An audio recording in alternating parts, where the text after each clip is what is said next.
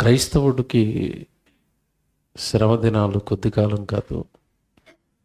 మన భక్తి కొద్ది కాలానికి పరిమితం అవ్వకూడదు. ఆచారపు భక్తి దేవుడికి నచ్చదు.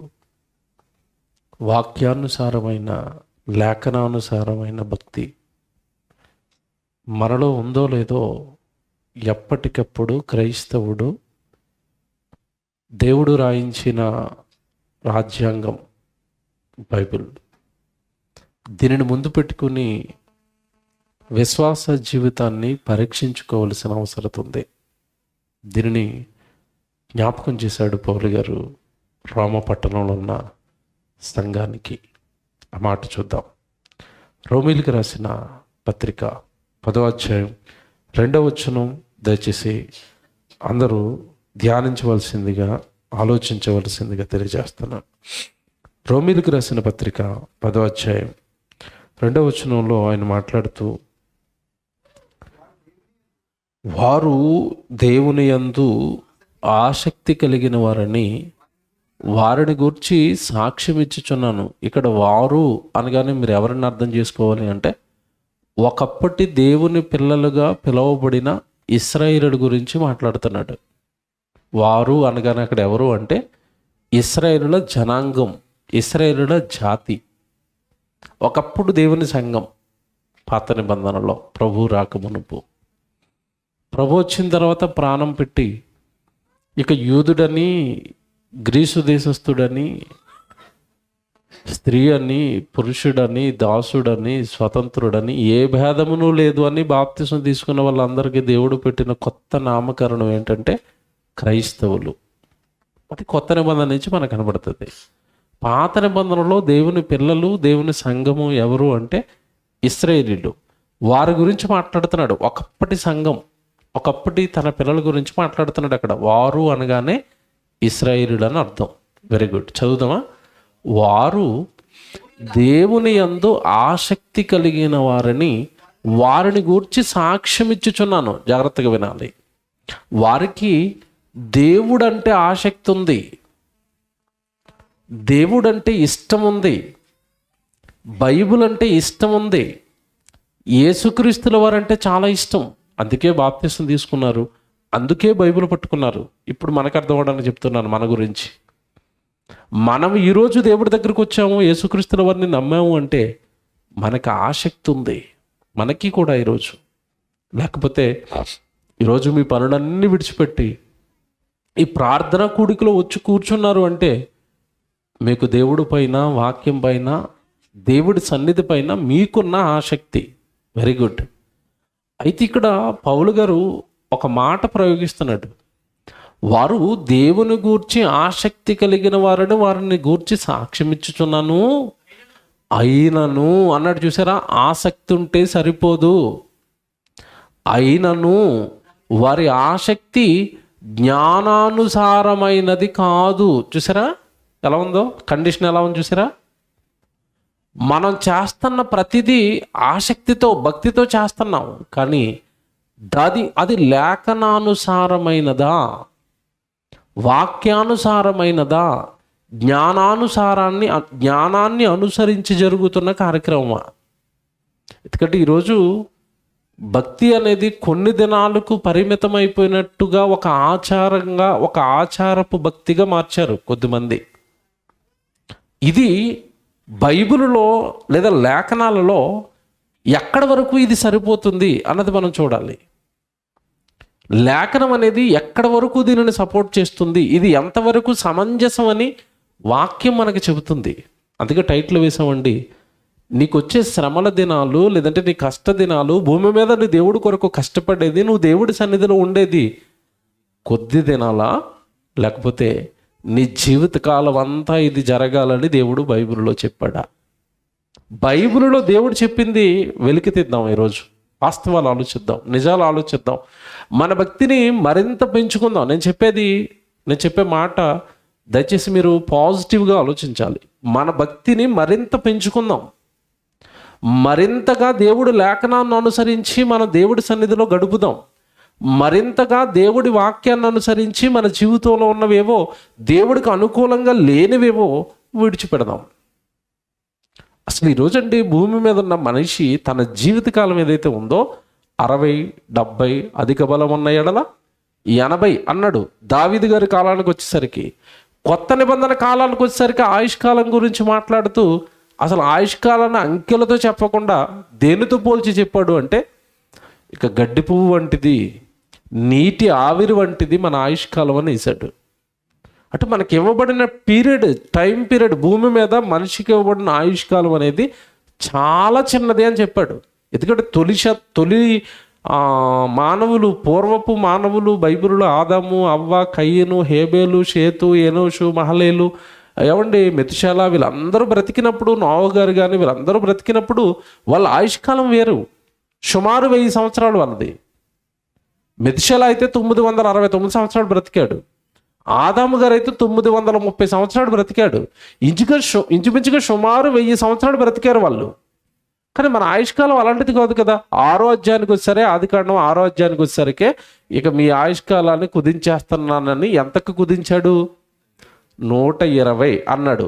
అదే దావీదు కాలానికి వచ్చేసరికి 60, 70 అధిక బలం ఉన్న ఎడల 80. కొత్త నిబంధనకు వచ్చేసరికి అసలు అంకెలే లేవిగా. ఎంత చిన్న జీవిత కాలంలో మనం మన అనుదిన జీవితంలో భక్తి దినాలుగా, లేదంటే దేవుడి కొరకు మనం సన్నిధికి వెళ్ళే దినాలుగా కొద్ది దినాలు పెట్టుకుంటే సరిపోతుందా? 365 రోజులు దేవుడు సంవత్సరం అనే ఆయుష్కాలాన్ని నీకు ఇస్తే, దినాలు నీకు ఇస్తే, అందులో ఒక 30 రోజులు 40 రోజులు ప్రతిదినము దేవుడి సన్నిధిలో ఉండి మిగతా 320 రోజులు ఎక్కడుంటావు? మిగతా 320 రోజులు నువ్వు ఎక్కడ గడుపుతావు? దేవుడితో లేకుండా, దేవుడి సన్నిధిలో లేకుండా. ఇది లేఖనాన్ని బట్టి ఎంతవరకు వాస్తవం, బైబిల్ ఎంతవరకు సపోర్ట్ చేస్తుంది? దేవుని పిల్లరా, మనిషి ఈరోజు భూమి మీద పుట్టింది దేవుడిని మహిమపరచడానికి పుట్టాడు. యెషయా గ్రంథం 43వ అధ్యాయం 7వ వచనం జాగ్రత్తగా చదవండి బైబిల్లో. యెషయా గ్రంథం 43వ అధ్యాయం 7వ వచనం. యెషయా గ్రంథం 43వ అధ్యాయం 7వ వచనం. నా మహిమ నిమిత్తము నేను సృజించిన వారిని, నా నామము పెట్టబడిన వారందరినీ అన్నాడు. నా మహిమ నిమిత్తము నేను సృజించిన వారిని అంటే భూమి మీద ఉన్న ప్రతి మనిషిని సృజించింది, తల్లి గర్భంలో నిర్మించింది, ఈ జీవితాన్ని ఇచ్చింది ఎవరు చెప్పండి? దేవుడు. తల్లి గర్భంలో మనకి గుండె, కన్ను, ఏమండి లోపల ఉన్న అవయవాలు, బయటికి కనపడే ఈ అవయవాలు, ఈ దేహాన్ని తల్లి గర్భంలో నిర్మించింది ఎవరు అంటే దేవుడు. అదే యోబు గ్రంథం 10వ అధ్యాయం 8వ వచనంలో మనం చదువుకుంటాం. నాకున్న దేహంలో ఉన్న ప్రతి అవయవాన్ని మీరే నిర్మించారు తండ్రి. కీర్తన 139:13లో కూడా దావీదు గారు చెప్తారు, నా అంతరింద్రియములను నీవే కలగజేసితివి. ఇవన్నీ మనకు తెలుసు. అంటే మన దేహాన్ని కట్టింది దేవుడు. Very good. ఇంతకీ ఈ దేహాన్ని, ఈ జీవితాన్ని, ఈ ఆయుష్కాలాన్ని మనకి ఎందుకు ఇచ్చాడని ఇప్పుడు మనం చదువుకున్న 43:7లో నా మహిమ నిమిత్తము అన్నాడు. అంటే మనిషి దేవుడిని మహిమపరచడానికి పుట్టాడు. మరి మహిమపరచడానికి పుట్టిన నువ్వు సంవత్సరంలో కొద్ది దినాలు మాత్రమే దేవుని మహిమపరుస్తానంటే ఎలాగా? మీరు చాలా లోతుగా ఆలోచించవలసిన ఒక సంగతి చెప్తాను ఈ రాత్రి. నేను నన్ను మహిమపరచడానికి భూమి మీదకి నువ్వు వెళ్ళావు కదా. మనమైతే అండి ఏదైనా వ్యక్తి చనిపోయినప్పుడు అయ్యో చనిపోయారా అండి అని జాలి పడతాం. వెంటనే మీరు అడిగే ప్రశ్న ఏంటి చెప్పండి? ఏ వ్యక్తి అయినా చనిపోయాడు అనగానే వెంటనే మీరు అడిగే ప్రశ్న ఏంటి చెప్పండి? మొదటి ప్రశ్న, ఎన్ని సంవత్సరాలండి అని అడుగుతారు. అడుగుతారా? ఏమడుగుతున్నారు మీరు? ఎన్ని సంవత్సరాలండి?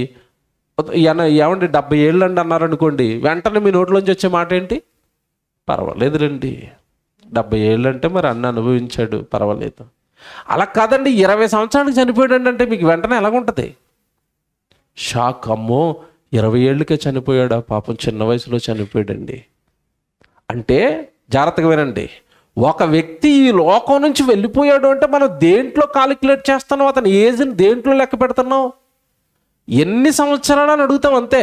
కానీ భూమి మీద మనిషికి దేవుడిచ్చిన ఆయుష్కాలాన్ని దేవుడు సంవత్సరాలలో లెక్క పెట్టుకోలేదు, దినాలలో లెక్క పెట్టుకున్నాడు. కీర్తనల గ్రంథం 139వ కీర్తన 16వ వచనం తీయండి బైబిల్లో, జాగ్రత్తగా రాసుకోవాలి ఇవన్నీ. కీర్తనల గ్రంథం 139వ కీర్తన 16వ వచనం. ఇదిగో నేను పిండంగా ఉన్నాను నా తల్లి గర్భంలో. అప్పటికి నోరు లేదు, అప్పటికి కళ్ళు లేవు, అప్పటికి కాళ్ళు లేవు. జస్ట్ ఒక రక్తపు ముద్దగా నా తల్లి గర్భంలో నేను ఉన్నాను పిండంగా. నేను పిండమునయ్యుండగా నీ కన్నులు నన్ను చూచాయి, అందుకే నాకు రూపం వచ్చింది. దేవుడు గనక మన తల్లి గర్భంలో పిండంగా ఉన్నప్పుడు మనల్ని చూడలేదనుకోండి, మనకి రూపం రాదు. రక్తపు ముద్ద, అలా గడ్డ కట్టవలసిన రక్తపు ముద్ద చాలాసార్లు తల్లి గర్భంలో జారిపోద్ది పిండంగా ఉన్నప్పుడే. అభాషణ అంటారు దాన్ని. జారిపోయిందండి బిడ్డ అంటది తల్లి. నువ్వు నిలబడ్డావు తల్లి గర్భంలో 3.5 కేజీల రూపం బరువుతో నువ్వు నిలబడ్డావు అంటే దేవుడు చూశాడు. దేవుడు ఆ రూపాన్ని చూశాడు. అదే అంటున్నాడు భక్తుడు అక్కడ, నేను పిండమునయ్యుండగా నీ కన్నులు నన్ను చూచెను. నెక్స్ట్ ఏముంది చెప్పండి అక్కడ, నియమింపబడిన దినములు. ఆ పదం అండర్లైన్ చేసుకోండి. నియమింపబడిన దినములలో ఒకటైనను కాక మునుపే. దేవుడు భూమి మీద మనం ఎంతకాలం ఉండాలో దినాలతో సహా నియమించాడట. అన్ని దినాలే నువ్వు భూమి మీద ఉంటావు. ఇప్పుడు మన ఆయుష్కాలాన్ని దేవుడు సంవత్సరాలతో లెక్క పెడుతున్నాడా, దినాలతో సహా లెక్క పెట్టుకుని ఇచ్చాడా? అంటే దేవుడు మన ఆయుష్కాలాన్ని ఎలా లెక్క పెట్టుకున్నాడంటే 60 సంవత్సరాల 7 నెలల 3 వారాల 4 రోజుల 12 గంటలో 11 గంటలో నా కొడుకు ఉంటాడు. ఇంత పర్టికులర్గా మీ ఆయుష్కాలాన్ని కాలిక్యులేట్ చేసి దేవుడు భూమి మీద మీకు పంపించాడు. నియమింపబడిన దినములు అన్నాడు. అందుకే అక్కడ నియమింపబడిన దినములు. నువ్వు భూమి మీద ఎన్ని దినాలు ఉండాలో దేవుడు డిసైడ్ చేసి లోకాన్ని పంపించాడు. ఆయన రాసిన దినాల కంటే ఒక్క దినం ముందు వెళ్ళవు, ఒక దినం లేటుగా కూడా ఈ లోకం నుంచి వెళ్ళవు. నువ్వు నీ ఆయుష్కాలం కరెక్ట్గా ఏ రోజు వరకు అయితే రాశాడో ఆ రోజు వరకే మనం భూమి మీద ఉంటామండి. ఇప్పుడు మాట్లాడుతాను నేను మీకు. భూమి మీద నువ్వు అనుభవిస్తున్న దినాలన్నీ కూడా ఆయన నియమించిన దినాలు అయినప్పుడు, అందులో సంవత్సరంలో ఒక 40 దినాలు నేను దేవుడి దగ్గర ఉంటాను, మిగతా దినాలు నా ఇష్ట ప్రకారం బ్రతుకుతానంటే దేవుడు ఎంత బాధపడతాడు. అన్ని దినాలు ఆయన ఇచ్చినవే కదా, అన్ని దినాలు ఆయన మహిమపరచడానికి ఇచ్చినవి కదా. నీ జీవితంలో ఇచ్చిన ఆయుష్కాలం అంతా ఆయన మహిమను తీసుకొని రావడానికి కదా.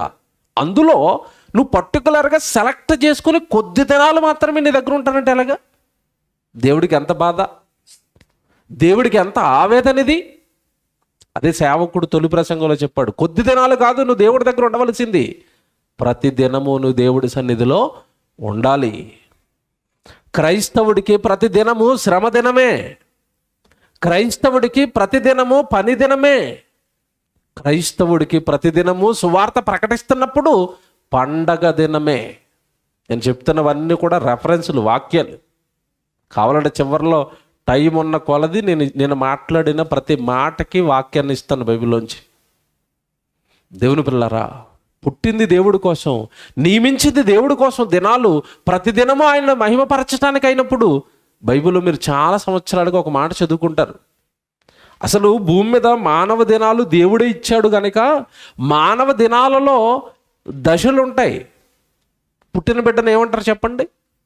శిశువు, తర్వాత బాల్యం, నెక్స్ట్ యవ్వనం, నెక్స్ట్ నడిప్రాయం, నెక్స్ట్ వృద్ధాప్యం, తర్వాత ఇంకేముండదు, బోర్డు పెట్టేస్తారు, ఫోటోలోకి ఎక్కిపోతాం. ఇదే కదా మనిషి ఆయుష్కాలం. బాల్యం, యవ్వనం, నడిప్రాయం, వృద్ధాప్యం, ఈ 4 దశలు నీ జీవితం అయితే ప్రతి దశ గురించి బైబిల్లో దేవుడు మాట్లాడాడు. నీ జీవితాన్ని వృధా చేసుకోవద్దు నాయన. బాల్య దినముల యందే నీ సృష్టికర్తను నువ్వు స్మరణకు తెచ్చుకోవాలి. ఎక్కడ? ప్రసంగి 12:2 అన్నాడు. నీ బాల్య దినముల యందే, నువ్వు చిన్నగా ఉన్నప్పుడే నిన్ను ఎవరైతే సృష్టించారో ఆ సృష్టికర్తను స్మరణకు తెచ్చేసుకోవాలి. ఆ దేవుడి గురించి నువ్వు నేర్చేసుకోవాలి. Very good. నేను బాలుడుగా ఉన్నప్పుడు నేర్చుకుని యవ్వన కాలం వచ్చేసరికి ఏం చేయాలి తండ్రి? యవ్వన కాలమున కాడి మోయుట నరునికి మేలు. విలాపవాక్యాలు 3వ అధ్యాయం 27వ వచనం. బాల్య దినాలలో వాక్యం నేర్చుకోమన్నాడు, సృష్టికర్తను స్మరణకు తెచ్చుకోమన్నాడు. యవ్వన కాలం వచ్చేసరికి ఎందులో ఉండాలట? కాడి మోయు, నా కాడి మోయు, సువార్త కాడెత్తేసుకో, పని భారంలోకి వచ్చేయాలా, ప్రభు యొక్క సేవలోనికి వచ్చేయాలా, ప్రభు యొక్క సేవకు సహకారి పాత్రైనా ఎత్తుకో, సేవకుడికి తోడుగా ఉండు, సంఘానికి తోడుగా ఉండు, సువార్తకు తోడుగా ఉండు. యవ్వన కాలం వచ్చేసరికి ఏదో ఒక కాడెత్తుకో, బాధ్యతలు ఎత్తుకో. ఏమండి, కుటుంబంలో యవ్వనంలోనికి వచ్చిన పురుషుడికి కానీ స్త్రీకి కానీ ఏం చెప్తారు చెప్పండి? ఇంట్లో ఏం చెప్తారు? బాధ్యతలు మోపుతారు. అమ్మాయి అనుకోండి, సామాన్లు కడుగమ్మ అంటది తల్లి, అమ్మ బట్టలు ఉతికమ్మ అంటది, ఇల్లు తడబెట్టమ్మా అంటది. అంటే ఎదిగింది గనక, యవ్వనంలోనికి వచ్చింది గనక ఆడబిడ్డకి తల్లి ఏమి నేర్పుతుంది? పని. అదే మగబిడ్డ ఎదిగాడు అనుకోండి, ఒరే చదువు అయిపోయింది కదా, ఏదో ఒక పని చేయరా. తండ్రి బాధ్యతలు మోపుతాడు, తల్లి బాధ్యతలు మోపుతుంది. మరి పరలోకంలో ఉన్న దేవుడు, ఆయుష్కాలం ఇచ్చిన దేవుడు, తల్లి గర్భంలో నీకు దేహం ఇచ్చిన దేవుడు, ప్రతిదినం ఆయన దగ్గర ఉండాలని కోరుకునే దేవుడు, బాల్యంలో నువ్వు సృష్టికర్తను స్మరణకు తెచ్చుకోవాలి. యవ్వన కాలానికి వచ్చేసరికి కాడెత్తుకోవాలి. వృద్ధాప్యానికి వచ్చేసరికి ఎలాగుండాలి అంటే, పౌలు గారు కానీ పేతురు గారు కానీ తను పత్రికల్లో వాళ్ళు చెబుతున్న మాటలు ఏంటంటే, ఇదిగో మా జీవితకాలం అంతా మా విశ్వాసాన్ని కాపాడుకున్నాం, దేవుడి కోసం పోరాటాలు చేసాం, సువార్తను ప్రకటించాము, సంఘాన్ని కట్టాము, అనేక ఆత్మల్ని రక్షించాము, ఇదిగో మేము వెడలిపోయే కాలం సిద్ధంగా ఉన్నది, మా కొరకు నీతి కిరీటము దాచబడి ఉన్నది. చూసారా, చివరి దినాల్లోకి వచ్చేసరికి దేవుడి పనిని వాళ్ళు ముగించి మేము వెళ్ళిపోతాం ఇక పరదేశికి అన్న ధైర్యంతో ఉన్నారు. అంటే వాళ్ళ జీవిత కాలాలలో మనలాగా సెలెక్టెడ్గా కొన్ని దినాలు పెట్టుకుని దేవుడి దగ్గర ఉండలేదు. వాళ్ళ జీవితాలు దేవుడికి అప్పగించారు. కారణం, బైబిల్లో రాయబడిన లేఖనాలను వాళ్ళు నమ్మారు. ఏ లేఖనాలు నమ్మారు అంటే, నియమింపబడిన దినములలో ఒకటైనను కాకమునిపై నా దినములన్నీ నీ గ్రంథములో లిఖితం. దేవుడు రాసుకునిచ్చిన దినాలు ఇవి. వృధా చేయకూడదు వీటిని, సుఖాల కోసం వాడకూడదు వీటిని, లోక సంబంధమైన కార్యక్రమాల కోసం వాడకూడదు. ఈ దినాలు నావి కాదు, ఈ దినాలు దేవుడిచ్చాడు తన గ్రంథంలో రాసుకుని. ఏ దినం వృధా చేసినా దేవుడు లెక్కడుగుతాడన్న భయంతో బ్రతికారు. అందుకే నన్ను ప్రారంభంలో ఒక మాట, మీ భక్తి లేఖనానుసారమైన భక్తి అయి ఉండాలి. లేఖనం ప్రతిదినము నేనిచ్చిందే, నా ఆయుష్కాలం నేనిచ్చిందే, ఆ ఆయుష్కాలం అంతా కూడా నన్ను మహిమపరచడానికి అన్నప్పుడు నువ్వు కొద్ది దినాలను సెలెక్టెడ్గా దేవుడి సన్నిధిలో ఉంటానంటే ఎలాగా? 40 రోజులు ఉంటావు, మరి 41వ రోజు ఎక్కడ ఉంటావు? 42 ఎక్కడ ఉంటావు? 43 ఎక్కడ ఉంటావు? నీ భక్తి లేఖనానికి సరిపోతుందా? చూపిస్తాను ఇప్పుడు బైబిల్లో. నేను అపోస్తలుల కార్యాలలో దేవుడు సంఘాన్ని స్థాపించాడు.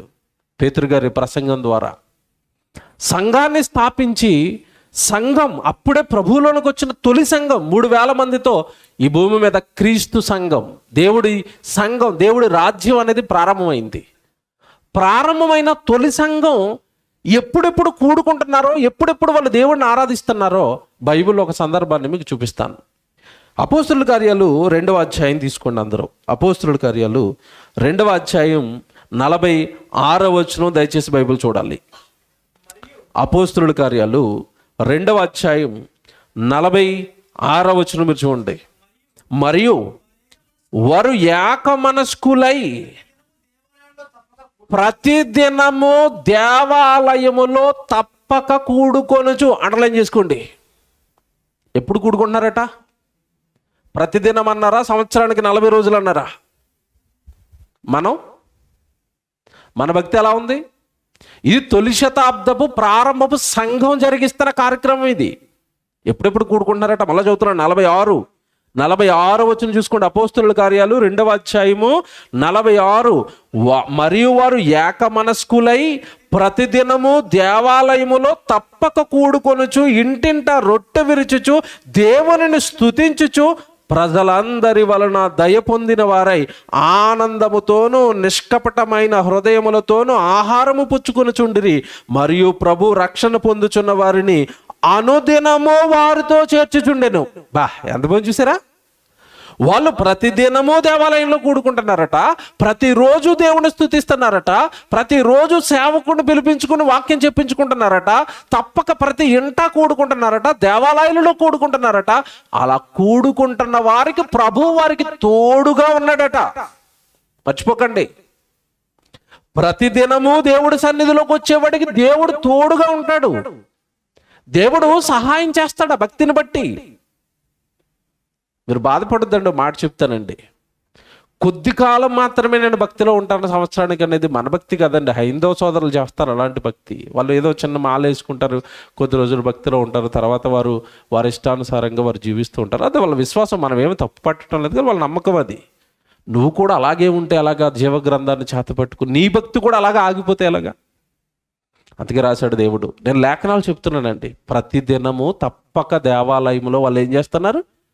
కూడుకుంటున్నారు. తప్పక ప్రతిదినము.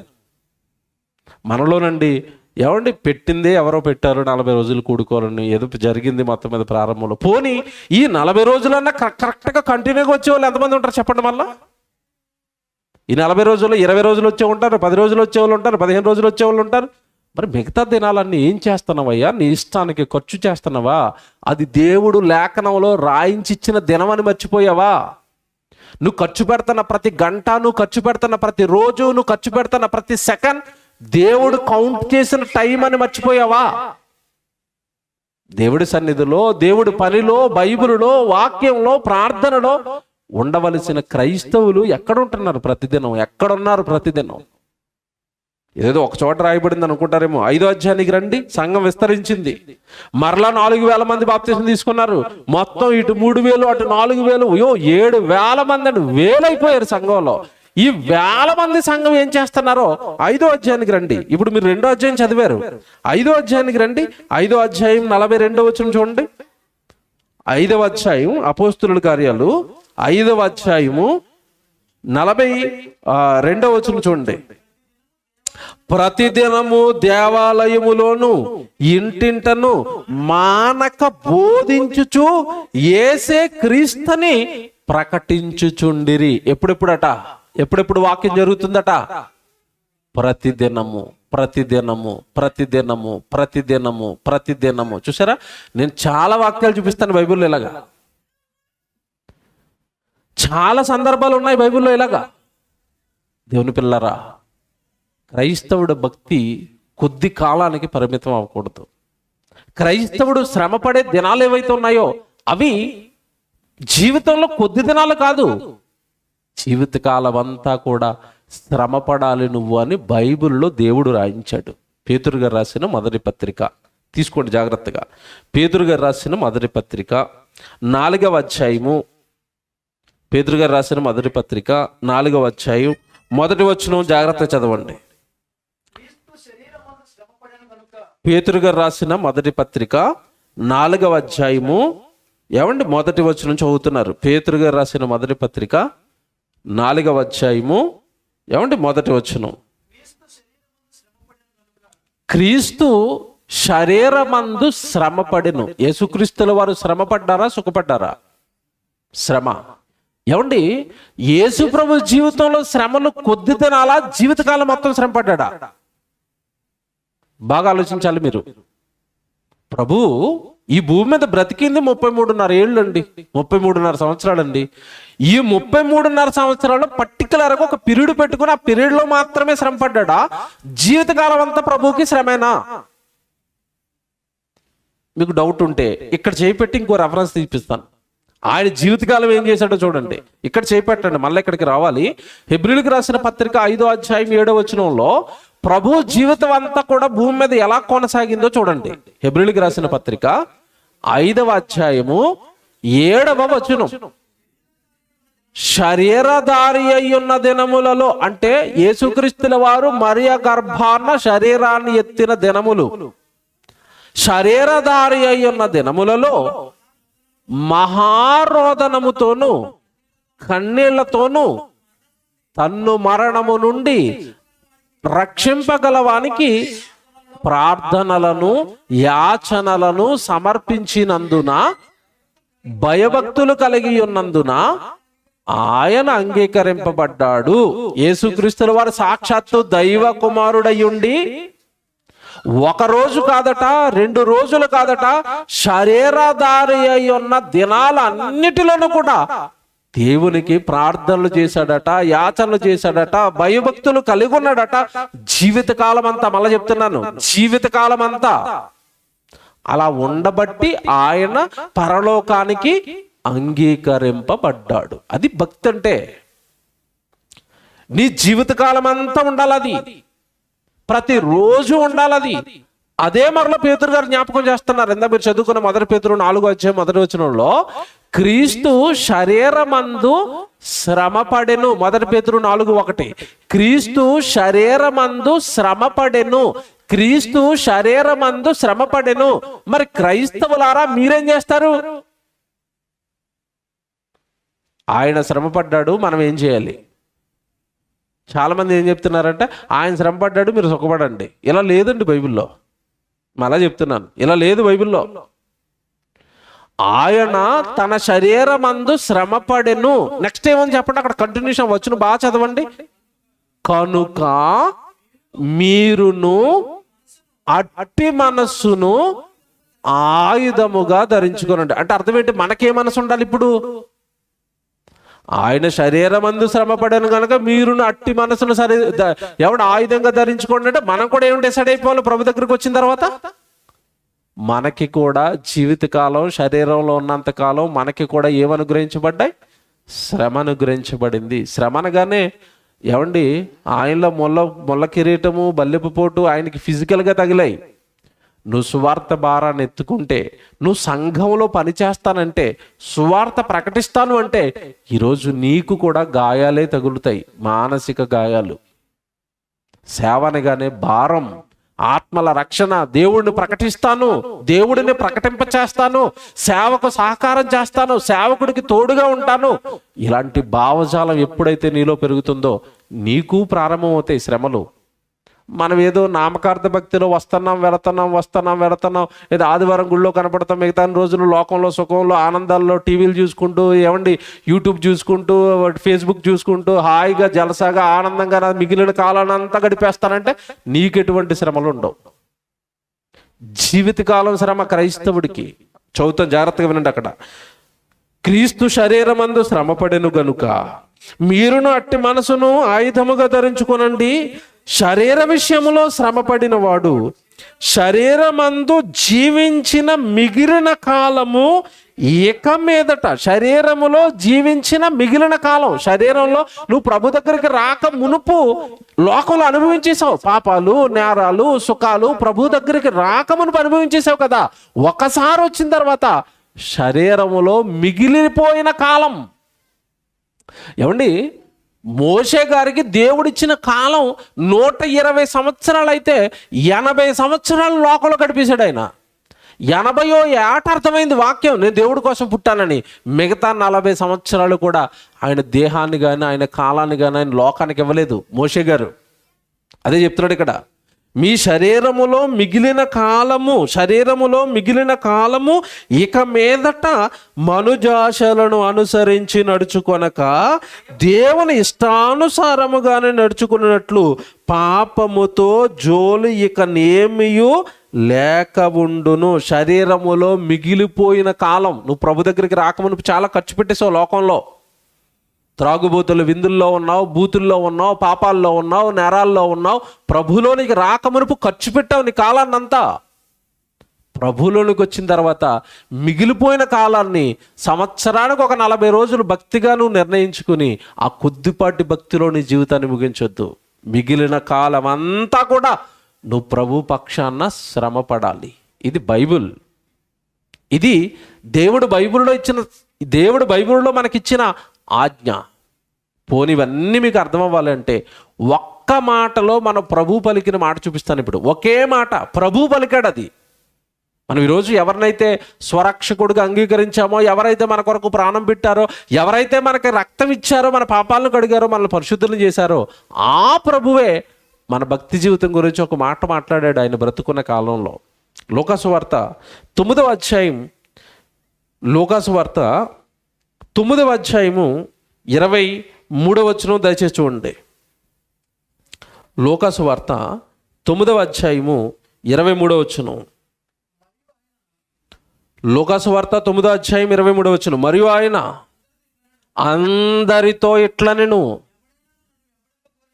ఇదిగో ఎవడైనను నన్ను వెంబడింపగోరిన ఎడల, నువ్వు క్రైస్తవుడవా, క్రీస్తును ఫాలో అవ్వాలనుకుంటున్నావా, బైబిల్ పట్టుకోవాలనుకుంటున్నావా, సంఘానికి వెళుతున్నావా, నన్ను వెంబడిస్తున్నావా? ఎవడైనను నన్ను వెంబడింపగోరిన ఎడల తన్ను తాను ఉపేక్షించుకొని ప్రతిదినము తన సిలువని ఎత్తుకొని, చూసారా, యేసుప్రభుని ఎప్పుడు వెంబడించాలట చెప్పండి, ఎప్పుడెప్పుడట? ప్రతిదినము తన సిలువను ఎత్తుకొని. ప్రభు దగ్గరికి రావడానికి నీకు ఎన్నో శ్రమలు వస్తాయి, కష్టాలు వస్తాయి, వేదనలు వస్తాయి. వీటన్నిటినీ దేవుడు నీ సిలువ అన్నాడు అక్కడ. తన సిలువను ఎత్తుకుని నన్ను వెంబడించాలి. నా సిలువ ఉంది. సిలువ అనగానేనండి శ్రమలండి, కష్టాలు, కన్నీళ్ళు నీకు ఉంటాయి. ప్రభు దగ్గరికి ప్రతిరోజు రావడానికి నీకు ఎన్నో ఇబ్రుకులు ఉంటాయి, ఇబ్బందులు ఉంటాయి. వాటన్నిటిని మోస్తూనే, వాటన్నిటిని భరిస్తూనే ప్రతి దినము క్రైస్తవుడు ఎవరిని వెంబడించాలట? క్రీస్తును. తొలి శతాబ్దంలో సంఘం అదే చేస్తుందా? ప్రతిదినము తప్పక దేవాలయంలో వాళ్ళు ఏం చేస్తున్నారు? కూడుకుంటున్నారు, సువార్తకు వెళుతున్నారు, వాక్యపు పరిచర్య చేస్తున్నారు, వాక్యం బోధిస్తున్నారు. దేవుడు అంటే ఎరగని వాళ్ళ దగ్గరికి వెళ్ళిపోతుంది సంఘం. వాళ్ళ ఇంటి దగ్గర ప్రార్థన పెడుతుంది, ఆ కుటుంబాన్ని మారుస్తుంది. ఏమన్నా అన్యజనులుగా, దేవుడిని ఎరగని వారుగా బయట ఉండిపోయిన కుటుంబాలని తీసుకొచ్చి సంఘంలో కలిపేస్తున్నారు వాళ్ళు. మీరు ఎక్కడికి వెళ్తున్నారు చెప్పండి మీ సంఘాన్ని అభివృద్ధి చేసుకోవడానికి? మీరు ఈ గ్రామంలో రక్షణ లేని వారి కుటుంబాల దగ్గరికి వెళ్ళి ప్రార్థన పెట్టి వాళ్ళతో కూర్చొని వాళ్ళతో ప్రేమగా దేవుడు మాటలు చెప్పి ఎవరిని మీరు సంఘానికి నడిపిస్తున్నారు? ఈ కార్యక్రమాలు క్రైస్తవుడి జీవితంలో ఎవరు పెట్టుకుంటున్నారు? మనం ఆదివారం రావటమే చాలా బద్ధకంగా, ఆలస్యంగా, అయ్యగారు వచ్చిన గంట తర్వాత కానీ మనం రావండి. ఇది మన జీవితంలో లేవో చెప్పండి. ఇలాంటి భక్తి, ఈ సన్నగిల్లిపోయిన భక్తి పరలోకానికి నిన్ను చేరుస్తుందా? ప్రతిదినము తన సిలువను ఎత్తుకుని నన్ను ఏం చేయాలి? వెంబడించాలి. ప్రతిదినము నువ్వు దేవుడి సన్నిధిలో ఉండాలి. ప్రతిదినము నువ్వు వాక్యానికి వెళ్ళాలి, సంఘానికి వెళ్ళాలి, సువార్తకి వెళ్ళాలి, దేవుడు పనెత్తుకోవాలి. దేవుడిని మహిమపరచడం అనేది దేవుడి పని ద్వారానే జరుగుతుంది. ఆత్మల రక్షణ ద్వారానే దేవుడికి మహిమ వస్తుంది. ఆ పనిలో నువ్వు ఉండాలి కదా. అది ప్రతిదినము జరగాలి కదా. ఎలా రాశాడు చూసినట్టు బైబిల్లో, ప్రతిదినము ప్రతిదినము ప్రతిదినము. హెబ్రీయులకు రాసిన పత్రిక, నేను చాలా వచనాలు చూపిస్తాను అన్నాను కదా, రాసుకోండి ఇవన్నీ. హెబ్రీయులకు రాసిన పత్రిక 3వ అధ్యాయము 14వ వచనం చూడండి. పౌలు గారు హెబ్రీ సంఘానికి చెబుతూ, సంఘమా మీరు ఎలా ఉండాలి అంటే ఒకరితో ఒకరు ఎలా ఉండాలి అంటే, హెబ్రీయులకు రాసిన పత్రిక 3వ అధ్యాయం 14వ వచనం 13 చదువుతున్నారు. నేడు మీరు ఆయన శబ్దమును వినిన ఎడల కోపము పుట్టించినప్పటి వల్లే మీ హృదయములను కఠినపరచుకొనకూడని ఆయన చెప్పెను గనుక, పాపము వలన కలుగు భ్రమచేత మీలో ఎవడును కఠినపరచబడకుండునట్లు నేడు అనబడు సమయముండగానే అన్నాడు. నేడు అంటే ఈరోజు నేడు అనే సమయం ఉండగానే ప్రతిదినము ఒకనికి ఒకడు బుద్ధి చెప్పుకొనండి. పాపముతో, లోక సంబంధమైన వాటితో మీ హృదయాలని కఠినపరుచుకొనక, పాపము వలన కలుగు భ్రమచేత మీలో ఎవరి హృదయము కఠినమైపోకుండా, వాక్యంలో మీరు హృదయంలోనికి వెళ్లకుండా, మీ హృదయానికి తాళాలు వేసుకోకుండా, నేడు అనే సమయం ఉండగానే ప్రతిదినము ఒకనికి ఒకడు ఏం చేయాలట? బుద్ధి చెప్పుకోండి. సంఘమా మీరు ప్రతిదినము కూడండి. సంఘమా ప్రతిదినము మీరు దేవుడి వాక్యాన్ని వినండి. ఇది కదండి. చూసారా, మీకు ఎన్ని వచనాలు చూపించానో అన్ని వచనాలలో దేవుడు మనతో మాట్లాడుతున్నది ఒకటే. కొద్ది దినాలు కాదు నీ భక్తి, కొద్ది దినాలు కాదు నువ్వు దేవుడి సన్నిధిలో ఉండటం, కొద్ది దినాలు కాదు నీ పనికాలం, కొద్ది దినాలు భక్తి కాదు నీది. ప్రతిదినం ప్రతిదినం ప్రతిదినం ప్రతిదినం. ఎన్ని మాటలు చూపించాను చూసారా బైబిల్లో. దేవుని పిల్లలారా, ఇక్కడ మాట్లాడుతాను మిమ్మల్ని, ముగింపులోకి వచ్చాను, ముగిస్తాను ఇక. ఎందుకంటే మేము ప్రతిదినము దేవుడి సన్నిధిలో ఉండాలి? ఎందుకంటే మేము ప్రతిదినము దేవుడి దగ్గరికి వెళ్ళాలి? ఎందుకంటే మేము ప్రతిదినము సువార్తకి వెళ్ళాలి? మేము ప్రతిదినము ఎందుకు మేము ఇలా కష్టపడాలి భూమి మీద అంటే, పరలోక రాజ్యానికి చేరాలి, నేను దేవుడిని చూడాలి, మరణం తర్వాత నా భక్తి జీవితం దేవుడిలో గొప్పదవ్వాలి. అంతిమంగా మన టార్గెట్, మన గోలు, మన రక్షణను మనం కాపాడుకుని పరలోకం చేరాలి అంటే భూమి మీద ఉన్న ప్రతి ఒక్కరు కూడా యేసుక్రీస్తుల వారి పక్షాన ఇలా ప్రతిదినము సిలువెత్తుకుని ప్రతిదినము ఆయన పక్షాన శ్రమపడవలసిందే. ఇది క్రైస్తవుడికి దేవుడిచ్చిన ఆజ్ఞ. ఫిలిప్పీలకు రాసిన పత్రిక, నేను నోటు మాటగా చెప్పే ప్రతిదీ కూడా బైబిల్లో నుండి చూపిస్తాను. ఫిలిప్పీలకు రాసిన పత్రిక 1వ అధ్యాయం 30వ వచనం చూడండి. ఫిలిప్పీలకు రాసిన పత్రిక 1వ అధ్యాయము 30వ వచనం. క్రీస్తునందు విశ్వాసముంచుట మాత్రమే కాక ఆయన పక్షమున శ్రమపడుటయు ఆయన పక్షమున ఇదిగో మీకు అనుగ్రహించబడింది. ఎంత బాగుంది చూసారా బైబిల్. తేడా ఏముండదండి, బైబిల్ అంతా ఒకేలా ఉంటుంది. కాకపోతే మనం అనుకున్నట్టుగా ఉండదు. మన మనసు ఎప్పుడు కూడా ఎలాగ ఉంటుందంటే మనకిష్టమైనవి రాస్తే బాగుండు దేవుడు అన్నట్టుగా ఉంటుంది. ప్రతిదినము శ్రమ పడాలి, నీకు శ్రమలు అనుగ్రహించబడ్డాయని బైబిల్లో ఉంది. మన హృదయం శ్రమ కోరుకుంటుందా, సుఖం కోరుకుంటుందా? అందుకే మనం కోరుకున్నవేవి బైబిల్లో ఉండవండి, దేవుడు కోరుకున్న ఉంటాయి. దేవుడు రాసిన వాక్యానికి నువ్వు ట్యూన్ అవ్వాలి తప్ప నీ భక్తికి వాక్యం ట్యూన్ అవ్వదు. నువ్వు అనుకున్నది బైబిల్లో ఉండదు, నువ్వు నమ్మింది బైబిల్లో ఉండదు. బైబిల్లో ఉన్నదే నువ్వు నమ్మాలి. బైబిల్లో ఉన్నదానికే నీ జీవితాన్ని మలుచుకోవాలి. సుఖపడాలి, ఆనందంగా ఉండాలి, సంతోషంగా ఉండాలి, సుఖపడుదురు. కానీ ఇక్కడ కాదండి, ఇక్కడ కాదు క్రైస్తవుడికి విశ్రాంతి. విశ్రాంతిలోనికి మనం ప్రవేశించాలి. మరణం తర్వాత భూమి మీద దేవుడు పక్షాన నువ్వు సిలువెత్తుకుని కష్టాలు శ్రమలు అనుభవిస్తూ ఆయనకు దూరం అయిపోయిన ఆత్మలను రక్షించడానికి నువ్వు పనిభారం ఎత్తుకుని నీకు ఇవ్వబడి నీ కొద్ది జీవితకాలం, ఈ కొద్ది ఆయుష్కాలం దేవుడు పక్షాన నువ్వు శ్రమ పడితే, దేవుడు పక్షాన పనిభారాన్ని మోస్తే మరణం తర్వాత చేరతావి విశ్రాంతిలోనికి. మరణం తర్వాత వస్తుంది సుఖం, మరణం తర్వాత వస్తుంది ఆనందం, ఆకలి దప్పికలు లేని పరలోకం, ఎండ దెబ్బ కానీ సూర్యుని దెబ్బ కానీ ఎలాంటి కష్టము కన్నీరు వేదన లేని లోకం, పరలోకం మనిషికి మరణం తర్వాత ఇస్తాడు దేవుడు. నీ భూమి మీద ఉన్న దినాలన్నీ కూడా ఆయన కోసం పని చేయవలసిన దినాలు, ఆయన కోసం శ్రమ పడవలసిన దినాలు. అదే మీరు ఇప్పుడు చదువుకున్నారు, అది ఇప్పుడు మీరు చదువుకున్న వాక్యపు భాగం. ఆయన యందు విశ్వాసం ఉంచుట మాత్రమే కాక. చూసారు అలా రాశాడో, నేను బైబిల్ పట్టుకున్నాను, బాప్తిసం తీసుకున్నాను, యేసుప్రభు నమ్మేశాను, ఇది సరిపోదట, కాక అన్నాడు. అందుకే అక్కడ నువ్వు విశ్వాసం ఉంచుట మాత్రమే కాక అన్నాడు. అందుకే బైబిల్లో విశ్వాసం ఉంచితే సరిపోదు. విశ్వాసి ఆయన పక్షముగా భూమి మీద ఏం పడాలి? శ్రమ. ఏమంటే బైబిల్ అంతా మీరు ఓపికగా ఆలోచించండి, నేను చెప్పుకుంటూ వెళ్తాను, మీరు చదువుకోండి, మీకు అర్థమవుతుంది. యేసుక్రీస్తుల వారి గురించి ముందే చెప్పాను మీకు. ఆయన జీవితకాలం అంతా భూమి మీద ఆయన ఏం పడ్డాడట? శ్రమలు. నెక్స్ట్ ఈయన శిష్యులను తయారు చేశాడు, 12 మంది అపోస్తులుల్ని. వాళ్ళకి శ్రమ వచ్చిందా సుఖం వచ్చిందా మీరు చెప్పండి? శ్రమే వచ్చింది. వారు సంఘాన్ని కట్టారు, తొలి శతాబ్దపు సంఘం. ఆ సంఘానికి ఏమొచ్చినాయి? ప్రభువుని ప్రకటించినందుకు శ్రమలు, హింసలు.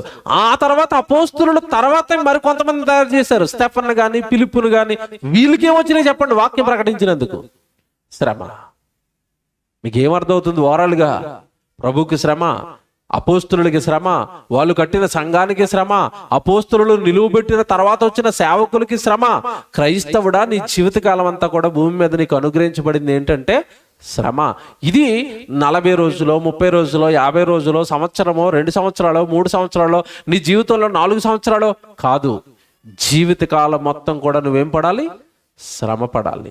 మనము అనేక శ్రమలు అనుభవించి పరలోక రాజ్యములో ప్రవేశించాలి అని అపోస్తుల కార్యాలు 14వ అధ్యాయము 22వ వచనంలో పౌలు గారు ఆ రోజు శిష్యులకు బోధిస్తున్నాడు. మనం అనేక శ్రమలు అనుభవించి ఎక్కడికి వెళ్ళాలి? పరలోకానికి. ప్రకటన గ్రంథం మీ అందరికీ తెలుసు, దర్శన గ్రంథం. అది దేవుడు దర్శనంలో ఎవడు చాలా చూపించాడు యోహాను గారికి. దర్శనంలో ఆయన ఒక సంగతి చూశాడండి. ఆ సంగతి గురించి దేవుడిని అడుగుతున్నాడు. ఎంత బాగుంటుంది ఈ సందర్భం బైబిల్లో చూడండి. ప్రకటన గ్రంథం 7వ అధ్యాయం, ప్రకటన గ్రంథం 7వ అధ్యాయము 13వ వచనం మీరు చూడండి. ప్రకటన గ్రంథం 7వ అధ్యాయం ఏమంటే 13వ వచనం. పెద్దలలో ఒకడు తెల్లని వస్త్రములు ధరించుకొని ఉన్న వీరెవరు, ఎక్కడి నుండి వచ్చిరని నన్ను అడిగాను. అందుకు నేను, అయ్యా నీకే తెలియననగా అతడు ఇలాగూ నాతో చెప్పాను. ఏమండి, తెల్లని వస్త్రాలు ధరించుకుని ఒకడు వచ్చారట. ఏమండి, యోహాను గారు అడుగుతున్నారు, మీరు ఎక్కడి నుండి వచ్చారంటే మీకే తెలుసును అనేసరికి ఆయన ఇప్పుడు ఆన్సర్ చెప్తున్నాడు 14 వచనంలో. అందుకు నేను, అయ్యా నీకే తెలియననగా అతడు ఇలాగూ నాతో చెప్పాను, వీరు మహాశ్రమల నుండి వచ్చిన వారు. పరలోకానికి వెళ్ళిన వాళ్ళందరూ కూడా ఎందులో నుంచి వెళ్ళారట? వీరు మహాశ్రమలు అనుభవించారు భూమి మీద. అందుకే నాయన ఇక్కడ విశ్రాంతి తీసుకోవడానికి పరలోకానికి వచ్చారు. బాగా వినండి, జాగ్రత్తగా నోట్ చేసుకోండి నేను చెప్పేది. వీరు మహాశ్రమల నుండి పరలోకానికి వచ్చారు. భూమి మీద శ్రమ పడ్డారు గనుక మరణం తర్వాత విశ్రాంతి పరలోకం. ఒకవేళ భూమి మీద నాకు శ్రమ వద్దు, సుఖమే కావాలనుకున్నాం అనుకోండి, ఎక్కడికి వెళ్తాం చెప్పండి? మరణం తర్వాత ఎక్కడికి వెళ్తాం? నిత్యాగ్ని దండనకు వెళతాం. నేను బైబిల్ బట్టి చెప్తున్నాను. లోకాసు వార్త 16వ అధ్యాయంలో ధనవంతుడు, లాజరు అని మీకు ఇద్దరు కనబడతారు. వాళ్ళిద్దరూ చనిపోయిన తర్వాత లాజరు నెమ్మది పొందే స్థలానికి వెళితే ధనవంతుడు ఎక్కడికి వెళ్ళిపోయాడని చూసుకుంటాం బైబిల్లో మనం. యాతన పొందే స్థలానికి వెళ్ళిపోయాడు. ఆ యాతన పొందే స్థలానికి వెళ్ళిపోయిన ధనవంతుడు, నేనెందుకయ్యా ఈ అగ్నిలోకి వచ్చేసానని అబ్రహాంతో మాట్లాడితే అబ్రహాం అంటున్నాడు, లోకాసు వార్త 16:25 ఉంటది, కుమారుడా నీ జీవిత కాలమందు నీకిష్టమైనట్టుగా సుఖమును అనుభవించితివి అని ఉంటే చూసుకోండి కావాలంటే అక్కడ. లోక 16:25, కుమారుడా నీ జీవిత కాలమందు నీకిష్టమైనట్టుగా సుఖాన్ని అనుభవించావు, నీ ఇష్ట ప్రకారం బ్రతికావు. ప్రార్థన ఉంది, పెళ్లికి వెళ్ళావు. ప్రార్థన ఉంది, ఎవరో ఫ్రెండ్స్ రమ్మన్నారని వెళ్ళావు. ప్రార్థన ఉంది, ప్రార్థనకి రాలేదు, గుడికి రాలేదు, సంఘానికి రాలేదు, సువార్తకు రాలేదు. దేవుడి పని జరుగుతుంది, సువార్త జరుగుతుంది, దైవ కార్యక్రమాలు జరుగుతున్నాయి. నీ కష్టార్జితాన్ని ఇయ్యు అంటే వేల రూపాయలు నీకు ఖర్చు పెట్టావు, నీ పిల్లలకి ఖర్చు పెట్టుకున్నావు, నీ కుటుంబానికి ఖర్చు పెట్టుకున్నావు, నీ సుఖాల కోసం ఖర్చు పెట్టావు, నీ కార్లకు ఖర్చు పెట్టావు, నీ భూములకు ఖర్చు పెట్టావు. దేవుడికి ఎంత ఖర్చు పెట్టావు? నాకేమిచ్చావు? నీ జీవితకాలం అంతా నేనిచ్చిన జీవితకాలం అంతా నేనిచ్చిన దేహంతో సుఖపడడానికి బ్రతికావు తప్ప ఎక్కడ నా కోసం కష్టపడ్డావు అని అడిగాడంతే. ధనవంతుడు అక్కడ, నువ్వు వ్యభిచారం చేసావు, నువ్వు నేరం చేసావు, నువ్వు దొంగతనాలు చేసావు, అందుకే నరకానికి వచ్చావని రాయబడలేదు బైబిల్లో. బైబిల్ కరెక్ట్ గా చదువుకోండి. కుమారుడా నీ జీవిత కాలమందు నీకిష్టమైనట్టుగా సుఖాన్ని అనుభవించావు, అందుకే యాతన పడుతున్నావు. ధనవంతుడు నీ కళ్ళ ముందే ఉన్నాడు కదా, లాజరు దరిద్రుడయ్యి నా నిమిత్తము తనకున్నదంతా సువార్త కోసం, దేవుడి కోసం చెప్పడం కోసం పోగొట్టుకుని చివరికి తినడానికి తిండి లేక, ఉండడానికి ఇల్లు లేక దరిద్రం అనుభవించాడు, నా కోసం బాధలు, శ్రమలు అనుభవించాడు. ఇప్పుడు ఇతడు వచ్చి ఇక్కడికి వచ్చి నెమ్మది పొందుతున్నాడు. ఎంత బాగుంది బైబిల్, చూసారా? క్లారిటీగా క్లియర్గా ఉంటది బైబిల్. శ్రమ పడతావా? మరణం తర్వాత సుఖపడతావు. భూమి మీద సుఖపడతానంటావా? మరణం తర్వాత నిత్యాగ్ని దండంలో ఏమైపోతాం? కాలిపోయి అక్కడ శ్రమలు అనుభవిస్తాం. కనుక క్రైస్తవుడి శ్రమల దినాలు, క్రైస్తవుడి భక్తి దినాలు 40 రోజులో, 30 రోజులో, 50 రోజులో కాదు, జీవితకాలం. మళ్ళా చెప్తున్నాను, జీవితకాలం అంతా కూడా నీకు శ్రమలు అనుగ్రహించబడ్డాయి. పరలోకానికి వచ్చిన వారు ఎక్కడి నుండి వచ్చారు అని ఆ రోజు యోహాను గారు అడుగుతుంటే అంటున్నాడు దూత, వారు మహాశ్రమల నుండి వచ్చారు. భూమి మీద ప్రాణాలు పెట్టారు, భూమి మీద తలలు నరికించుకున్నారు, భూమి మీద జైలు పాలైపోయారు, భూమి మీద సంఘాలను కట్టడానికి వివాహాలు వద్దనుకున్నారు, భూమి మీద వారికి ఉన్న ఆస్తిని అంతా పెంటగా వదిలేశారు. పౌలు గారు అధికారాలు వదిలేశారు, ఉద్యోగాలు వదిలేశారు, నానా కష్టాలు పడ్డారు. భూమి మీద సంఘాన్ని కట్టడానికి, ఆత్మలను రక్షించడానికి, సేవను నిలబెట్టడానికి, ఆత్మలకు అంటిన పాపాన్ని కడకడానికి వాళ్ళు పడిన కష్టాలన్నీ కాదు, శ్రమ పడ్డారు, పరలోకానికి వచ్చారు. ప్రతిదినము నీ సిలువనెత్తుకుని ఆయన నువ్వేం చేయాలి? వెంబడించాలి. క్రైస్తవుని శ్రమల దినాలు కొద్ది కాలం కాదండి, జీవితకాలం అంతా కూడా శ్రమ పడాలి అని బైబిలులో దేవుడు రాయించాడు. కొరింథీయులకు రాసిన పత్రిక చూడండి, ఎన్ని మాట్లాడి ఎన్ని ఎవిడెన్స్లు ఇస్తానని చూసారా మీకు? కొరింథీయులకు రాసిన 2వ పత్రిక, కొరింథీయులకు రాసిన 2వ పత్రిక 4వ అధ్యాయం 8వ వచనం చూడండి. కొరింథీయులకు రాసిన 2వ పత్రిక 4వ అధ్యాయం 8వ వచనం అండి.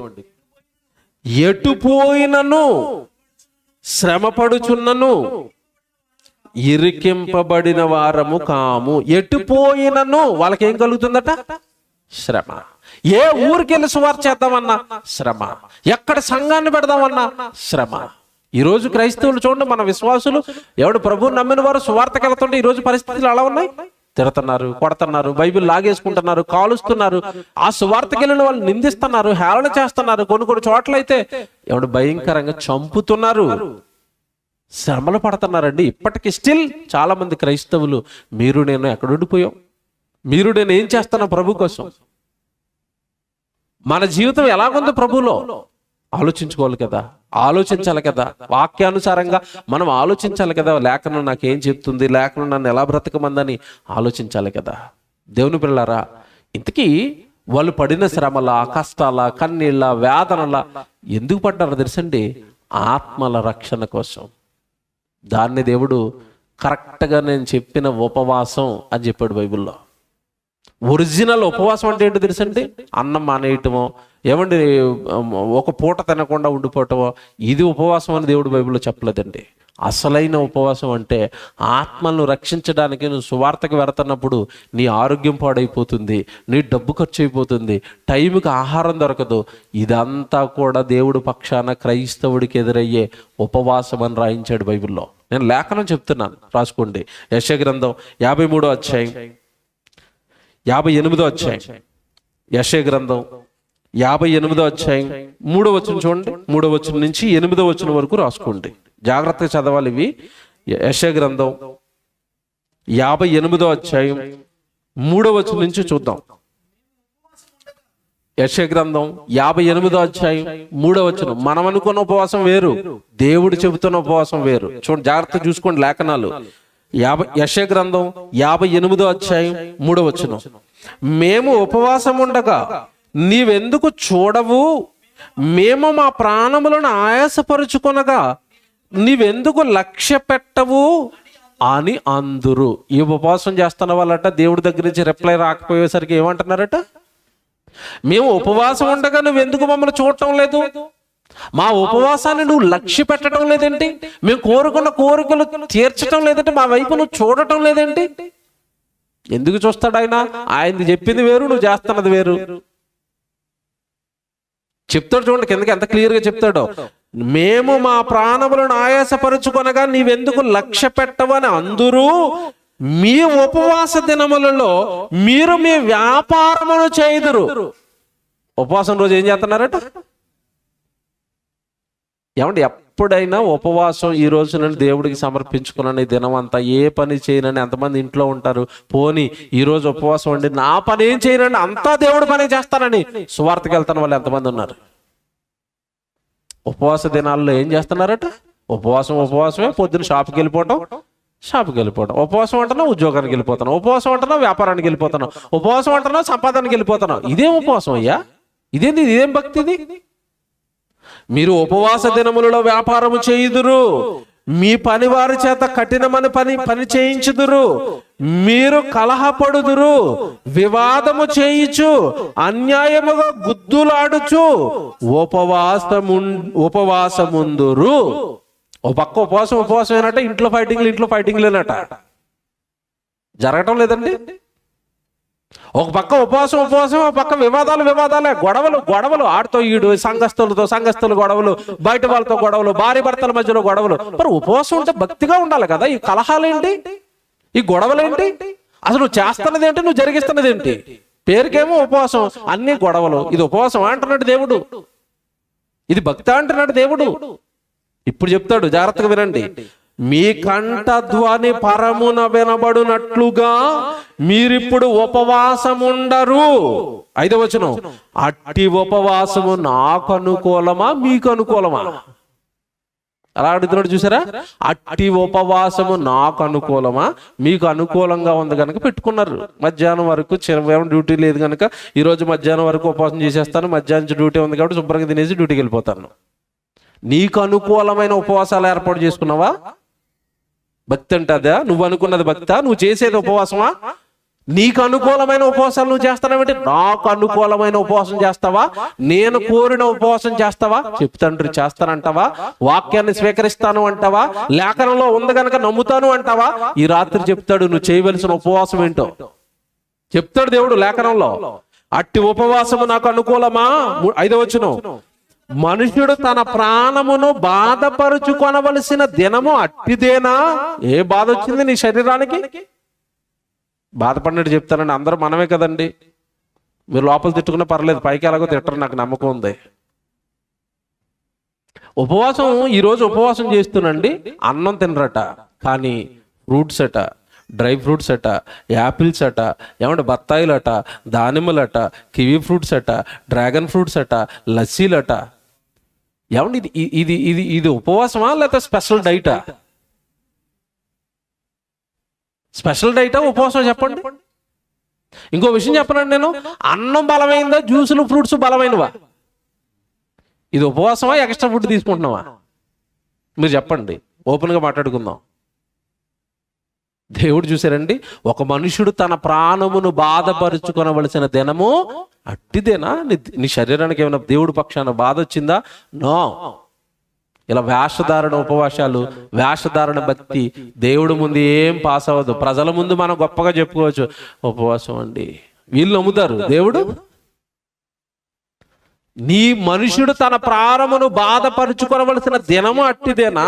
చూడండి తర్వాత, ఒకడు జమ్ము వలె తన తల వంచుకుని గోనె పట్ట పట్టుకుని బూడిద పరుచుకుని కూర్చుండట ఉపవాసమా? నేను చెప్పాను అలా చేయమని. ఎక్కడో యోనాపట్నంలో యోనాపట్టణస్తులు చేశారని, ఎస్తేరు కాలంలో యూదులు చేశారని మీరు అది చేస్తున్నారంటే నేను చెప్పాను అలా చేయమని? యూదులకి నేను చెప్పానా? నినేవే పట్టణస్థులకి నేను చెప్పానా ఉపవాసం అలా చేయమని? వాళ్ళు చేశారు, వాళ్ళు చేసింది కాపీ కొట్టి మీరు చేస్తున్నారు. అది నేను చెప్పానా అంటున్నాడు. బూడిద జల్లుకొని గోనె బట్ట కట్టుకొని నేల మీద కూర్చోమని చెప్పానా? అది ఉపవాసం నేను చెప్పానా? నో. అట్టి ఉపవాసము యెహోవాకు ప్రీతికరమని మీరు అనుకొందురా? మీరు అనుకుంటున్నారా? మీకు మీరు డిసైడ్ అయిపోతారా? దేవుడు చూసారు అలా ప్రశ్నలు వేస్తున్నాడు, కౌంటర్లు ఇవన్నీ మీకు మీరు అనేసుకుంటారా? నేను చెప్పింది ఇదే అని మీరు డిసైడ్ అయిపోయి ఇదే భక్తి అని అందులో ఉండిపోతారా? నేను చెప్పానా? మరలా అడుగుతున్నాడు దేవుడు, నేను చెప్పానా?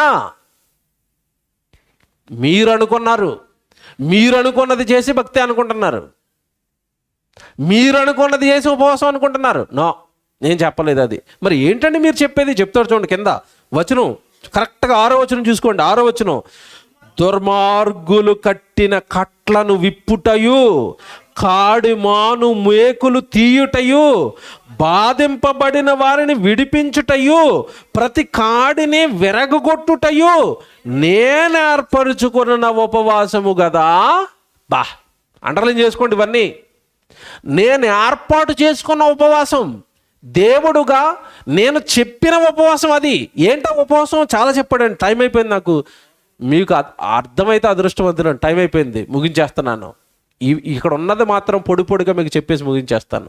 8వ వచనంలో ఏమంటున్నాడు అంటే, 6వ వచనంలో, దుర్మార్గుడు కట్టిన కట్లను విప్పాలి. అది ఉపవాసం. ఉపవాసం అంటే మీనింగ్ తెలుసా? దుర్మార్గుడు కట్టిన కట్లను విప్పాలి. లోకానికి దుర్మార్గుడు ఎవరు చెప్పండి? దుష్టుడు ఎవరు? అపవాది. వాడు కట్టిన కట్లేంటి చెప్పండి? వాడు ఎవరిని కడతాడు? వ్యభిచారంతో, దొంగతనాలతో, మోసాలతో, పాపాలతో పాపమనే కట్లు కట్టేశాడు దుర్మార్గుడు, దుష్టుడు లోకాన్ని. నువ్వు ఉపవాసం అంటే ఇంటి నుండి బయలుదేరి కుటుంబాన్ని విడిచిపెట్టి ఆ రోజు అన్నం ఉంటుందా ఉండదా, దొరుకుతుందా దొరకదా అని వాడిని విడిపించడానికి పక్కూరికి ప్రయాణం అయిపోయి వెళ్ళిపోతావు కదా. వాడిని అపవాదిగాడు బంధించాడు కదా, తాగుబోతుగా, తిరుగుబోతుగా, వ్యభిచారిగా, నేరస్తుడుగా. ఆ కట్టలను విప్పడానికి నువ్వు ప్రయాణం చేయి.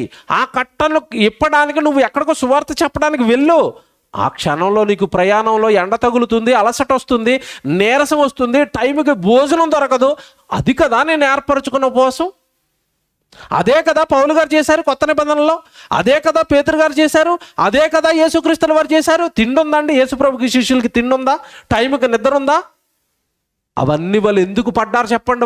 అవన్నీ వాళ్ళు ఎందుకు సహించారు, భరించారు చెప్పండి?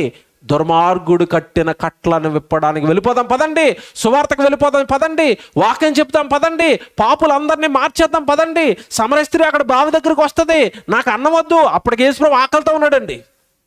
సమరయ స్త్రీకి వాక్యం చెప్తున్న టైంకి యేసుక్రీస్తుల వారు ఆకలితో ఉన్నాడు. అప్పటికి శిష్యులు భోజనం తేడానికి వెళ్ళారు. ఆకలితో ఉన్న ఆయన ఆకలి దేవుడు ఆ కడుపు మంటను అలా భరిస్తూ సమరయ స్త్రీకి వాక్యం చెప్పాడు. ఆ పాపపు బందికానాలో నుండి, వ్యభిచారం అనే ఊబిలో నుండి యోహాను సువార్త 4వ అధ్యాయంలో దుష్టుడు కట్టిన కట్లను ఏం చేశాడు తెలుసా? విప్పేశాడు. అది ఉపవాసం అంటే. నీ శరీరం నలిగిపోవడం ఉపవాసం, నీ శరీరంలో ఉన్న ఆరోగ్యం ఖర్చు అయిపోవడం ఉపవాసం, నీ శరీరంలో ఉన్న రక్తం చెమటగా మారి భూమి మీద పడిపోవటం దేవుడి పని నిమిత్తమై, ప్రయాణాల నిమిత్తమై, సువార్త నిమిత్తమై, అది ఉపవాసం అంటే. నువ్వు తినడానికి తిండి 1000 రూపాయలు ఖర్చు పెట్టుకుంటున్నావు కదా, ఏమన్నా 4 వారాలు నేను తినవలసిన ఒక చికెనో మటనో బిర్యానీలు ఇవన్నీ మానేస్తానండి, నా నోరు కట్టుకుంటున్నానండి, ఆ డబ్బులన్నీ పట్టుకొచ్చి సువార్త సభ పెడతానండి, అది ఉపవాసం అంటే. అక్కడ నోరు కట్టుకున్నా చూసారు సువార్త కోసం, అది ఉపవాసం అంటే. ఈ ఉపవాసం అంతా కూడా దేవుడు చెప్పిన ఉపవాసం, మనం చేస్తున్న ఉపవాసం, మనం అనుకున్న ఉపవాసం. అందుకే రాశాడు అక్కడ, ఉపవాసం అంటే దుర్మార్గుడు కట్టిన కట్లను ఏం చేయాలట? విప్పాలి. తర్వాత చూస్తారా, దుర్మార్గుడు కట్టిన కట్లను విప్పుటయు, నెక్స్ట్ కాడిమాను మేకులు తీయటయు. కాడిమాను మేకులు వేసేసాడు, బయటికి రాకుండా వాడు బంధించేశాడు, మేకులు కొట్టేశాడు, పాపం అనే మేకులు కొట్టేశాడు. కాడిమాను మేకులు కొట్టుటయు. తర్వాత బాధింపబడిన వారిని విడిపించుటయు. ఎవరండి బాధపడుతున్నారు? ఎవడు ఈరోజు త్రాగుబోతులు అయిపోయి కుటుంబాలు నాశనం అయిపోయి, వాళ్ళు నాశనం అయ్యి వాళ్ళ కుటుంబాలను నాశనం చేసుకొని త్రాగుబోతులుగా ఎవడు వాళ్ళు బాధిస్తున్నది, ఆ భయంకరమైన వ్యసనాలకు అలవాటు చేసింది ఎవరు చెప్పండి? అపవాది. వాళ్ళని విడిపించడానికి ఎప్పుడైనా సువార్త పెట్టావా? మీ ఇంటి దగ్గర సభ పెట్టావా? వాళ్ళకి వాక్యం చెప్పావా? సేవకుని తీసుకెళ్ళి వాళ్ళకి వాక్యం చెప్పించావా? నువ్వు ఏం బాధ్యతగా తీసుకుంటున్నావు? ఆత్మల బాధ్యత నువ్వేం తీసుకుంటున్నావు? అది ఉపవాసం. తీసుకో, నీకు ఎదురవుతాయి ఉపవాసాలు, కష్టాలు, కన్నీళ్లు, శ్రమలు, ఇరుకులు, ఇబ్బందులు. ఉపవాసం అంటే అన్నం మానేయటం కాదు, అన్ని పోగొట్టుకోవటం ఉపవాసం. మళ్ళా చెప్తున్నాను, ఈ లైన్ అండర్లైన్ చేసుకోండి. ఉపవాసం అంటే అన్నం మానేయటం కాదు, అన్ని పోగొట్టుకోవటం ఉపవాసం. కొరింథీయులకు రాసిన 2వ పత్రిక చూడండి, పౌలు గారు ఎలా పోగొట్టుకుంటున్నాడు చూడండి. కొరింథీయులకు రాసిన 2వ పత్రిక 11వ అధ్యాయం 23వ వచనం చూడండి. కొరింథీయులకు రాసిన 2వ పత్రిక 11వ అధ్యాయం, కొరింథీయులకు రాసిన 2వ పత్రిక 11వ అధ్యాయము 23వ వచనం చూడండి. వారు క్రీస్తు పరిచారకుల, వెర్రివాని వలె మాట్లాడుచున్నాను, మరి ఎక్కువగా నేను క్రీస్తు పరిచారకుడును, మరి విశేషముగా ప్రయాసపడి తిని, మరి అనేక పర్యాయములు చెరసాలలో ఉంటిని, అపరిమితముగా దెబ్బలు తింటిని, అనేక మారులు ప్రాణాపాయములో ఉంటిని, యూదుల చేత 5 మారులు ఒకటి తక్కువ 40 దెబ్బలు తింటిని, 3 మారు బెత్తములతో కొట్టబడి తిని, ఒకసారి రాళ్లతో కొట్టబడి తిని, 3 మారు వాడ పగిలి శ్రమపడి తిని, ఒక రాత్రింపగళ్ళు సముద్రములో గడిపి తిని, అనేక పర్యాయములు ప్రయాణములలోను, నదుల వలనైన ఆపదలలోను, దొంగల వలనైన ఆపదలలోను, నా స్వజనుల వలనైన ఆపదలలోను, అన్యజనుల వలనైన ఆపదలలోను, పట్టణములలోను ఆపదలలోను, అరణ్యములో ఆపదలలోను, సముద్రములో ఆపదలలోను, కపట సహోదరుల వలన ఆపదలలోను ఉంటిని. ఎందుకయ్యా ఇన్ని ఆపదలు? ఎందుకయ్యా ఇన్ని కష్టాలు? దేని నిమిత్తం చెప్పండి? దుర్మార్గుడు కట్టిన కట్లను విప్పడానికి వెళుతున్నప్పుడు ఆయనకి ఎదురవుతున్న ఉపవాసాలు ఇవన్నీ, కష్టాలు ఇవన్నీ. ఇది నీకు ఎదురవ్వాలి. ఇది దేవుడు చెప్పిన, దేవుడు ఏర్పాటు చేసుకున్న ఉపవాసం. తర్వాత అంటాడు చూడండి అక్కడే 27 ప్రయాసముతోను, కష్టములతోను, తరచుగా జాగరణములతోను, ఆకలి దప్పికలతోను, తరచుగా ఉపవాసములతోను, చలితోను, దిగంబరత్వముతోను ఉంటిని. ఇంకను చెప్పవలసినవి ఇన్ని లిస్టు చెప్పంటున్నాడు, ఇంకా ఉన్నాయి అన్నాడు. చదవడానికే భయం వేసిందండి మనకి. చదవడానికి అలసట వస్తుంది అంటే అనుభవించిన ఆయనకి ఎంత కష్టపడ్డాడు మీరు ఆలోచించాలి. ఒకటే చెప్తున్నాను చివరిగా, ఈ శ్రమలు, కష్టాలు, కన్నీళ్లు, వేదనలు దుర్మార్గుడు కట్టిన కట్లను విప్పడానికి, కాడి మేకులు విరగొట్టడానికి, బాధించబడిన వారిని విడిపించడానికి పౌలు గారు సువార్త చేపట్టాడు గనుక ఈ ఉపవాసాలన్నీ ఆయనకి ఎదురయ్యాయి. ఇది దేవుడు ఏర్పాటు చేసుకున్న ఉపవాసం. మీకు అర్థమైంది ఇప్పుడు. క్రైస్తవుడికి శ్రమల దినాలు సువార్త పక్షాన ప్రతి దినమూ రావాలి. అది దేవుడు ఏర్పాటు చేసుకున్న ఉపవాసం. నీ శ్రమ దినాలు కొద్ది దినాలు కాదు, 40 రోజులు కాదు, 50 రోజులు కాదు, జీవితకాలం అంతా. యవ్వన కాలంలో ఈ పరిచర్యను ఎత్తుకుంటే పౌలు గారు వృద్ధుడైపోయేంత వరకు ఇదే పరిచర్యలో కొనసాగాడు.